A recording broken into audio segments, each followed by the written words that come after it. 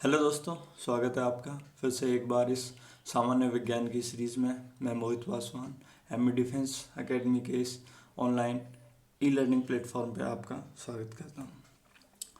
तो आज है लेक्चर नंबर 17 इसका सामान्य विज्ञान का, और ऑलरेडी हम 16 लेक्चर कवर कर चुके हैं।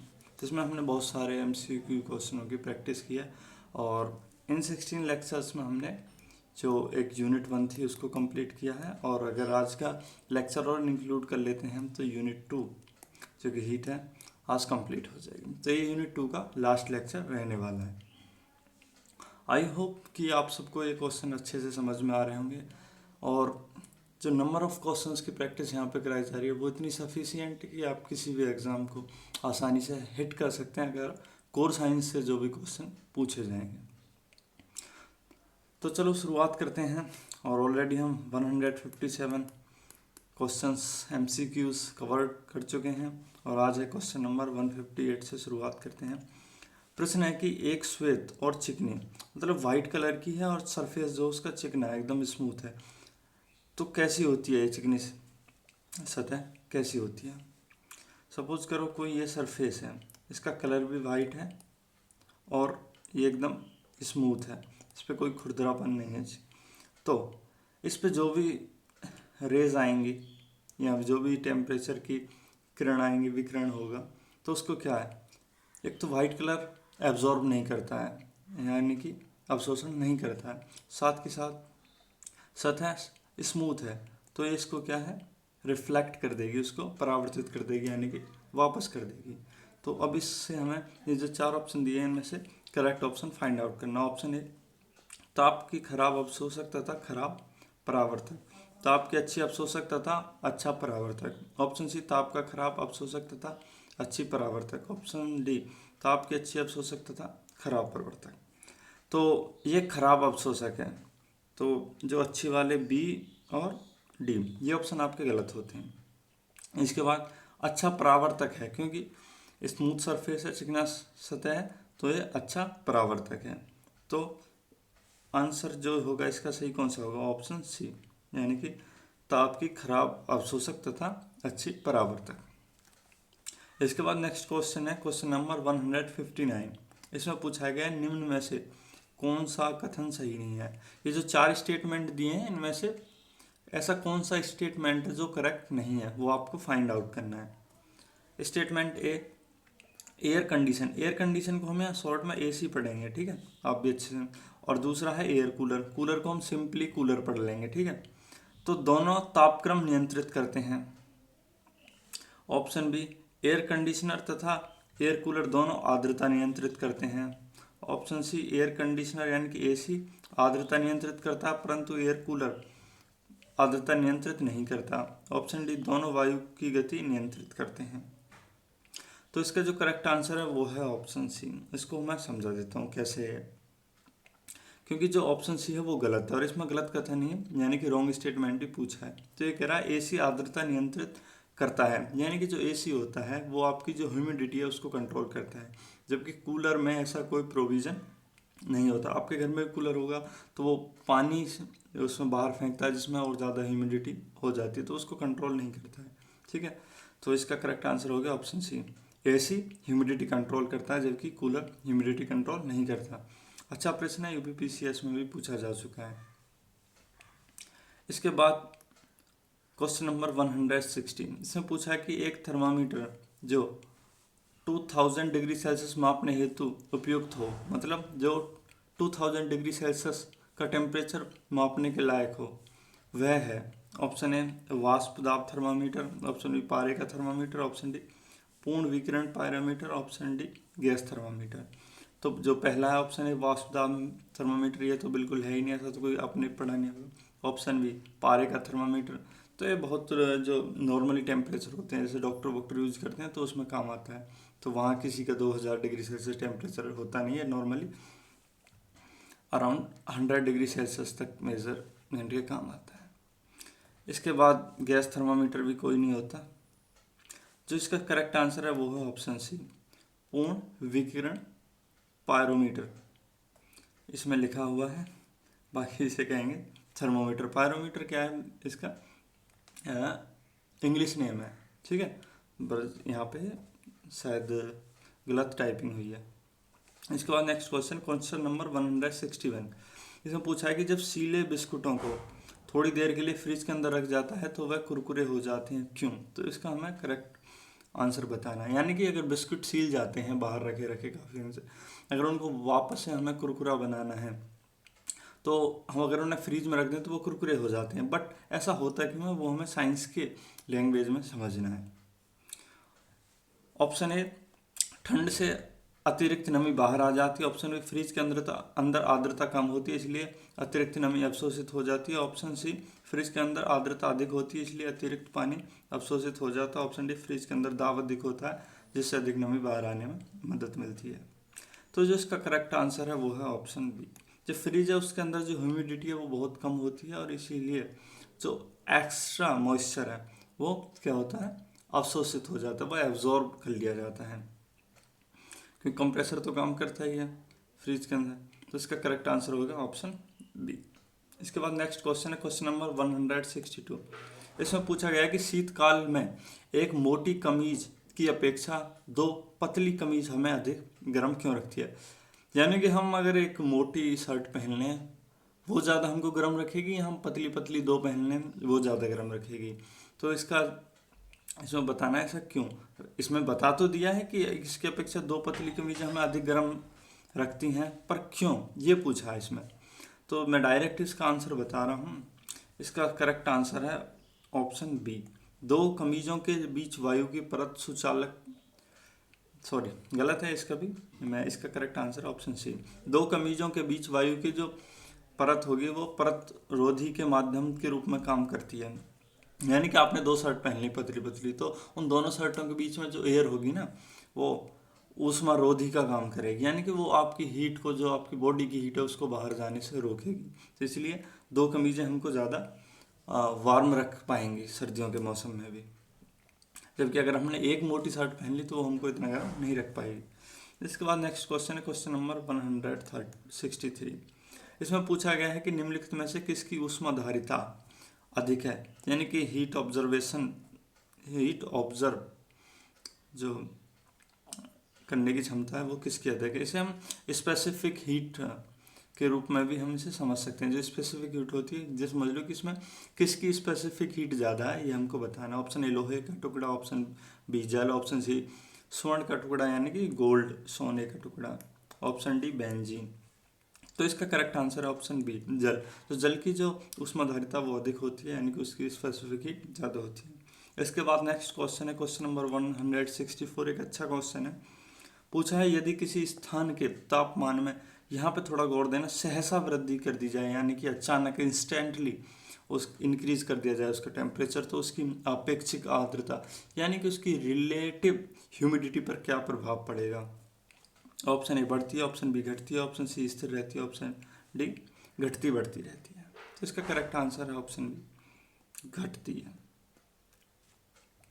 अगर यहाँ पे सहसा वर्ड नहीं होता तो ये बढ़ रही होती, क्योंकि जब तापमान अधिक होता है तो गर्मियों में क्या होता है, जो रिलेटिव ह्यूमिडिटी है वो ज़्यादा हो जाती है और सर्दियों में कम हो जाती है। लेकिन यहाँ पे कह रहा अचानक से वृद्धि हो रही है, तो इसलिए थोड़ा उल्टा स्टेटमेंट आया, जिसकी वजह से ये एग्जामिनर इस टाइप के ही ट्विस्टेड क्वेश्चन या ट्रिकी क्वेश्चन कह सकते हैं वो एग्जाम में पूछता है। इसके बाद नेक्स्ट क्वेश्चन है क्वेश्चन नंबर 165। इसमें पूछा है कि सेल्सियस में माप का कौन सा तापक्रम 300 केल्विन के बराबर होता है? तो मैंने आपको लास्ट लेक्चर में पहले ही ऑलरेडी कई बार बताया भी है, फिर भी यहाँ बता रहा हूँ कि अगर केल्विन से आपको सेल्सियस में निकालना है तो उसमें से 273 माइनस कर दीजिए, और अगर अगर सेल्सियस से केल्विन में बदलना है तो 273 ऐड कर दीजिए। तो यहाँ ऑलरेडी केल्विन में है, केल्विन इसमें से 273 माइनस कर दीजिए तो कितना आएगा, 27 डिग्री सेल्सियस। करेक्ट आंसर हो गया आपका ऑप्शन बी। नेक्स्ट क्वेश्चन है क्वेश्चन नंबर 166। बिना किसी ताप परिवर्तन के किसी पदार्थ को द्रव से गैस में परिवर्तित करने के लिए आपेक्षिक ऊष्मा को उसकी गुप्त ऊष्मा कहा जाता है। ठीक है, तो इसमें जो पूछा जा रहा है मतलब ये कौन सी प्रक्रिया है जिसमें क्या है कि किसी पदार्थ को द्रव से गैस में परिवर्तित करने के लिए अपेक्षित ऊष्मा को उसकी गुप्त ऊष्मा कहा जाता है। तो एक किस्म होता है। चलो समझते हैं। ऑप्शन ए वाष्पन, ऑप्शन बी ऊर्ध्वपातन, ऑप्शन सी संघनन, ऑप्शन डी वाष्पीभवन। एक थोड़े पता नहीं हिंदी में क्या क्या वर्ड लिखे होते हैं, इंग्लिश में थोड़ा इजी रहता है और करेक्ट भी रहता है। जैसे ऑप्शन बी है सिबली और उत्पादन यानी कि सिब्लिमेशन। सब्लिमेशन ये तो हो ही नहीं सकता क्योंकि ये कब होता है, ये सॉलिड से डायरेक्ट गैस में होता है। ठीक है, तो यहाँ जबकि द्रव से गैस में हो रहा है। तो ये वाष्पीभवन ये भी पता नहीं क्या है। संघनन यानी कि कंडेंसेशन, इसमें क्या होता है, इसमें जो द्रवित होता है, इसमें द्रव में बूंदें बनती हैं गैस से। ठीक है, जबकि वाष्पन में ही ऐसा होता है कि जब जो द्रव है कोई लिक्विड है वो गैस में चेंज होता है। इसका करेक्ट आंसर हो जाएगा ऑप्शन ए। इसके बाद नेक्स्ट क्वेश्चन है 167। इसमें पूछा है कि ब्लैक बॉडी। ब्लैक बॉडी ये इंग्लिश का वर्ड है, इसको हिंदी में कृष्णिका बोलते हैं। कृष्णिका जो पूर्णतः एक तरह समझ लो काली सतह है बिल्कुल। तो ब्लैक बॉडी उसकी विकिरण को अवशोषित कर सकती है। किसकी विकिरण को अवशोषित कर सकती है? ऑप्शन ए केवल निम्न तरंग दैर्घ्य, ऑप्शन बी केवल मध्यवर्ती तरंग दैर्घ्य, ऑप्शन सी केवल उच्च तरंग दैर्घ्य, ऑप्शन डी सभी तरंग दैर्घ्य। जिसका करेक्ट आंसर है ऑप्शन सी केवल उच्च तरंग दैर्घ्य। यानी कि अगर तरंग दैर्घ्यता को इंग्लिश में समझे हाई वेव लेंथ, तो जो तरंग दैर्घ्यता को वेव लेंथ बोलेंगे और इस पूरे वर्ड उच्च तरंग दैर्घ्यता को हाई वेव लेंथ बोलेंगे। तो जो हाई वेव लेंथ है तो उनकी जो भी रेडिएशन होता है उसको ये एब्जॉर्ब कर पाती है। अगर इसी को थोड़ा और ट्विस्ट करके पूछ ले, अगर इसको तीव्रता पे यानी कि फ्रीक्वेंसी बेस्ड पूछ ले एग्जाम में, यहाँ कह दे कि किस तीव्रता की विकिरण को अवशोषित, तो अगर उच्च तरंग दैर्घ्यता है तो उसकी जो तीव्रता है वो क्या होगी, निम्न यानी कि लो फ्रीक्वेंसी। ठीक है, और जो टेम्परेचर के साथ फ्रीक्वेंसी का मैं आपको रिलेशन बता देता हूँ। टेम्परेचर बढ़ता है तो फ्रीक्वेंसी भी बढ़ती है। इसके बाद नेक्स्ट क्वेश्चन, क्वेश्चन नंबर 168। इसमें पूछा है कि शीत ऋतु के दिनों में हम मौसम किस प्रकार का होने पर ज़्यादा ठंड महसूस करते हैं। मान लीजिए सर्दियों का मौसम है तो उस मौसम में भी हम किस टाइम ज़्यादा ठंड ज़्यादा कोल्ड फील करेंगे। ऑप्शन ए अगर साफ मौसम होगा तब, ऑप्शन बी मेघाच्छादन मौसम, ऑप्शन सी आर्द्र मौसम, ऑप्शन डी अनार्द्र मौसम। तो इसका करेक्ट आंसर है ऑप्शन ए साफ मौसम। यानी कि जिस दिन साफ मौसम होगा, एकदम क्लीन वेदर होगा, उस दिन हम ज़्यादा ठंड महसूस करेंगे। तो इसके बहुत सारे फैक्टर हैं। जैसे ये अगर मान लो मौसम साफ नहीं है, आकाश में बादल हैं, तो बादलों वाली रात देखी होगा कि उमस भरी रात होती है। रीज़न ये है कि जो हीट होती है वो हमारे वायुमंडल से बाहर नहीं जा पाती, वो बादलों से टकरा के या कैसे करके रिफ्लेक्ट होकर वापस पृथ्वी पे आ जाती है, तो वो बाहर नहीं निकल पाती, जिसकी वजह से थोड़ी उमस या गर्मी सी बनी रहती है। आपने भी देखा होगा, ये प्रैक्टिकल लाइफ में बिल्कुल फील किया होगा कि जब बादलों वाली रात हो तो वो थोड़ी उमस भरी रात होती है। अगर क्लीन रात हो, बिल्कुल साफ बादल हो, तो उस टाइम पे थोड़ी ठंडक रहती है। सेम ऐसे अगर सर्दियों में ऐसा कॉन्सेप्ट होगा तो सर्दियों में वो दिन या वो रात ज़्यादा ठंडा होगा। इसके बाद नेक्स्ट क्वेश्चन है 169। अच्छा फैक्चुअल क्वेश्चन है। इसमें पूछा है कि निम्नलिखित में से कौन सा कथन यानी कौन सा स्टेटमेंट करेक्ट है, सही है। ऑप्शन है निरपेक्ष आर्द्रता को वायु के प्रति घन मीटर ग्राम में व्यक्त किया जाता है। ऑप्शन बी प्रति 165 मीटर की ऊंचाई के साथ तापमान 1 डिग्री सेल्सियस की कमी हो जाती है। ऑप्शन सी वायु के ताप में बढ़ोतरी से वायु की नमी धारण करने की क्षमता कम हो जाती है। ऑप्शन डी ताप में वृद्धि से वायु दाब कम हो जाता है। तो चलो एक एक करके समझते हैं। जैसे ये ऑप्शन डी पहला, ताप में वृद्धि से वायु दाब कम हो जाता है, बिल्कुल गलत। ताप में वृद्धि होगी तो क्या प्रेशर तो बढ़ेगा, तो इसका ये गलत हो गया। उसके बाद अगला है कि वायु में ताप बढ़ोतरी से वायु की नमी धारण करने की क्षमता कम हो जाती है, गलत। ताप बढ़ोतरी से तो बढ़ जाती है, तो ये भी गलत। सॉरी एक मिनट दोबारा से पढ़ दें। वायु में ताप में बढ़ोतरी से वायु की जो नमी धारण करने की क्षमता है वो कम हो जाती है, ये है इसमें।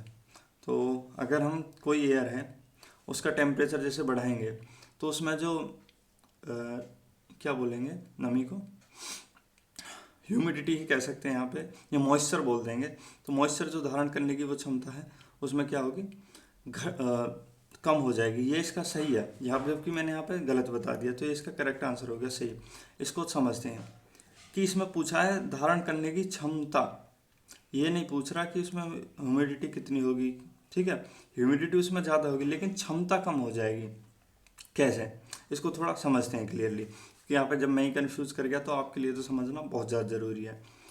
कि जैसे गर्मी है, तो गर्मी में जो हवा होती है वो ज़्यादा, उसमें क्या है, ह्यूमिडिटी ज़्यादा, मॉइस्चर हो जाता है।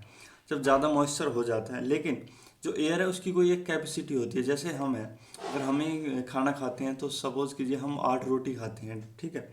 और अगर हम भूख लग रही है तो हमने 7 रोटी खा ली किसी दिन, ठीक है। तो हमारी क्षमता थी 8 की और हमने 7 रोटी हम ऑलरेडी खा चुके हैं, तो हमारी जो क्षमता है वो सिर्फ 1 रोटी की बची है। जबकि अगर हमने किसी दिन 4 ही रोटी खाई, हमें भूख नहीं लगी और हम 8 रोटी खा सकते हैं, तो उस दिन हमारी जो 4 रोटी खाने की और क्षमता है वो भी बाकी है। तो सेम कॉन्सेप्ट यहीं पे है, इसी यही है कि जो गर्मियाँ होती हैं उसमें ऑलरेडी ही बहुत सारी जो नमी है वो हवा में आ जाती है, जिसकी वजह से और ज़्यादा नमी वो ग्रहण नहीं कर सकती वायु। तो इससे क्या है कि जो उसकी क्षमता है वो कम हो जाती है, जबकि जो ताप अगर कम होगा तो उसकी क्षमता बढ़ जाती है। तो यहाँ पर क्षमता से रिलेटेड पूछा है, ठीक है, ना कि डायरेक्ट नमी पूछी है कि नमी ज़्यादा होगी या कम। तो इसका करेक्ट आंसर ऑप्शन सी हो गया। जबकि ऑप्शन बी है, प्रति 100 मीटर की ऊंचाई के साथ तापमान में 1 डिग्री सेल्सियस की कमी होती है। तो ये स्टेटमेंट गलत है, क्योंकि यहाँ पे पृथ्वी पूछा है, तो ऐसा नहीं है। वैसे सामान्यतः जनरली 165 मीटर की ऊंचाई पे जाते हैं तो 1 डिग्री सेल्सियस में कमी होती है, लेकिन जैसे जैसे ऊपर जाएंगे धीरे धीरे तो फिर ये जो वाला है 165 प्रति मीटर की ऊंचाई पर जाने वाला ये चेंज होता जाएगा। तो इसलिए ये भी गलत हो गया, और ऑप्शन ए पहले से ही गलत है इसमें से। तो इसका करेक्ट आंसर हो गया ऑप्शन सी, कि वायु के ताप में बढ़ोतरी से वायु की जो नमी धारण करने की क्षमता है वो कम हो जाती है, ठीक है। इसमें यह नहीं पूछा कि नमी कम या ज़्यादा होगी, इसमें मतलब नमी धारण करने की क्षमता, यानी कि उसकी कैपेसिटी पे जो प्रभाव है वो। इसके बाद नेक्स्ट क्वेश्चन है क्वेश्चन नंबर 170। इसमें पूछा है कि 0 डिग्री सेल्सियस पर जल और बर्फ क्रिस्टलीय साम्य अवस्था में होते हैं, जब इस प्रणाली पर दाब प्रयुक्त किया जाता है तब क्या होगा। तो इसमें हिंदी में लिखा तो बहुत टफ है, पर मैं इसको समझाता हूँ। 0 डिग्री सेल्सियस पर जल और बर्फ क्रिस्टल अवस्था में होते हैं, यानी कि ठोस अवस्था में होते हैं, ठीक है। अब दो ये बर्फ के क्रिस्टल हो गए, ठीक है। अब अगर इनको दबाएं आपस में या इन पे प्रेशर डालें कैसे करके, तो क्या होगा, बर्फ का अधिक भाग जल बन जाता है, ऑप्शन ई कोई प्रभाव परिवर्तन नहीं आता, ऑप्शन सी जलवाष्प में बदल जाता है, ऑप्शन सी बर्फ अधिक मात्रा में बनती है। तो अगर आप इनको दोनों पे प्रेशर लगाएंगे, दाब डालेंगे, तो क्या होगा, ज़्यादा बर्फ बनेगी, बिल्कुल नहीं बनेगी। जलवाष्प में बदलेंगे, ये भी नहीं होगा। कोई अगर आप इन पर दाब डालेंगे तो ऐसा भी नहीं है कि इस पर कोई इफेक्ट नहीं पड़ेगा। क्या होगा, ये पिघलने शुरू हो जाएगी, तो इसका अधिक भाग जल बन जाता है। तो ऑप्शन ए इसका करेक्ट आंसर हो गया।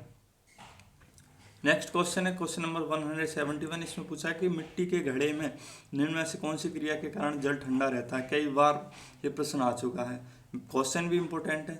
तो ऑप्शन ए द्रवण, ऑप्शन बी वाष्पीकरण, ऑप्शन सी उत्पादन, ऑप्शन डी उपयुक्त में से कोई नहीं। तो इसका करंट आंसर, जो सही आंसर है, करेक्ट आंसर है, वो है ऑप्शन बी वाष्पीकरण, यानी कि वेपोराइजेशन। इसके बाद नेक्स्ट क्वेश्चन है 172। इसमें पूछा है कि 0 डिग्री सेल्सियस पर किसी गिलास का पानी बर्फ में नहीं बदलता, इसका क्या कारण हो सकता है, वो बताना है।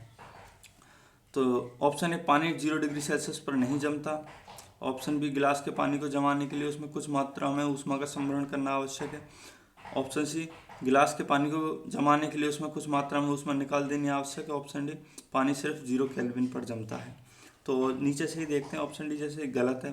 0 केल्विन का मतलब कितना हो गया, 0 केल्विन, इसमें से अब 273 तो -273 डिग्री सेल्सियस हो जाएगा, गलत है, इसमें थोड़ी नहीं जमता।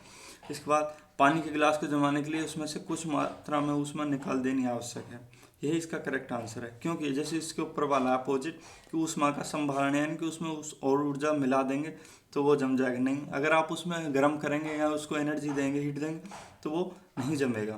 तो उसमें से क्या हमें एनर्जी, हीट, ऊष्मा निकालनी है, तभी वो जमेगा। तो इसका करेक्ट आंसर हो गया ऑप्शन सी। जैसे ऑप्शन ए है कि पानी 0 डिग्री सेल्सियस पर नहीं जमता, तो जमता है, ये भी गलत है, ठीक है। इसके बाद आज का लास्ट क्वेश्चन है क्वेश्चन नंबर 173। प्रेशर कुकर में भोजन तेजी से पकता है क्योंकि वायु दाब में वृद्धि होती है। और जब वायु दाब में वृद्धि होती है तो उससे क्या इफेक्ट होता है, तो जिससे वो खाना जल्दी पकता है, तो वो हमें यहाँ बताना। ऑप्शन ए विशिष्ट ऊष्मा को बढ़ा देती है, ऑप्शन बी विशिष्ट ऊष्मा को घटा देती है, ऑप्शन सी क्वथनांक को बढ़ा देती है, ऑप्शन डी क्वथनांक को बढ़ा देती है, ऑप्शन सी मतलब क्वथनांक को घटा देती है। तो इसका करेक्ट आंसर है ऑप्शन डी, क्वथनांक को बढ़ा देती है। ठीक है, ये मैं ऑलरेडी कई बार बता चुका हूँ। ठीक है, क्वथनांक क्या होता है, उसका बॉइलिंग पॉइंट होता है। ठीक है, इसके साथ ये वाला कॉन्सेप्ट था, जैसे हम ऊंचाई पे जाते हैं, पहाड़ियों पे जाते हैं तो हाइट बढ़ती है, और हाइट बढ़ने के साथ जो वायु दाब है वो क्या होता है, कम होता है, जिसकी वजह से वहाँ खाना देर में पकता है। और इसी के साथ अगर हम इसके बॉइलिंग पॉइंट की बात करें तो वो क्या होगा, वो भी कम होगा। ठीक है, अगर ऊंचाई पे जाए तो आप इस वाले फॉर्मूला ही मान लीजिए, इसे एच से हाइट हो गया यहाँ पे ऊंचाई, और पी से दाब हो गया, वायु दाब प्रेशर, और ये क्वथनांक हो गया यानी कि बॉइलिंग पॉइंट। ठीक है, अगर इन तीनों में आपस में ऐसे रिलेशन आए, अगर वहाँ ऊंचाई बढ़ रही हो तो प्रेशर क्या होगा, कम होगा, और प्रेशर कम होगा तो ये क्वथनांक भी क्या होगा, बॉइलिंग पॉइंट भी कम होगा। और अगर सीधा भी अगर इसको बाईपास करके भी जैसे ऊंचाई अधिक हो रही है तो क्वथनांक कम होगा। ठीक है, अब इसमें पूछा, इसमें ऊंचाई का तो कोई सीन है ही नहीं इस वाले क्वेश्चन में 173 में। इसमें डायरेक्ट पूछा कि प्रेशर कुकर में भोजन तेजी से पकता है क्योंकि वायु दाब में वृद्धि हो रही है। अब जब यहाँ वायु दाब में वृद्धि हो रही है तो ये वाला जो ग्राफ है वायु दाब वाला ऊपर को होगा, तो ये क्वथनांक वाला भी ऊपर को ही हो जाएगा फिर। ठीक है, तो P बढ़ेगा तो B भी बढ़ेगा, लेकिन इसमें क्या होगा, जो H है फिर नीचे की तरफ हो जाएगा, हालांकि यहाँ H का कोई रोल नहीं। तो ये आज की जो यूनिट 2 थी वो कंप्लीट हो गई, और कल से यूनिट 3 की तरफ हम मूव करेंगे। और आप जो पिछली ये दोनों यूनिट हो गई, यूनिट 1 और यूनिट 2, दोनों का अच्छे से रिवीजन करेंगे। अगर आप एक दो बार इनको रिवाइज कर लेंगे तो 100% कि आपके माइंड में इस तरह से बैठ जाएंगे कि आप इनको कभी नहीं भूलने वाले। और अगर आपको वीडियो अच्छी लग रही है तो इसको लाइक करें, और पसंद नहीं आ रही तो अनलाइक भी करें ज़रूर, बिल्कुल। और ज़्यादा से ज़्यादा शेयर करें जिनके भी ये काम की हो सकती है। एंड थैंक यू, फिर मिलते हैं नेक्स्ट लेक्चर में।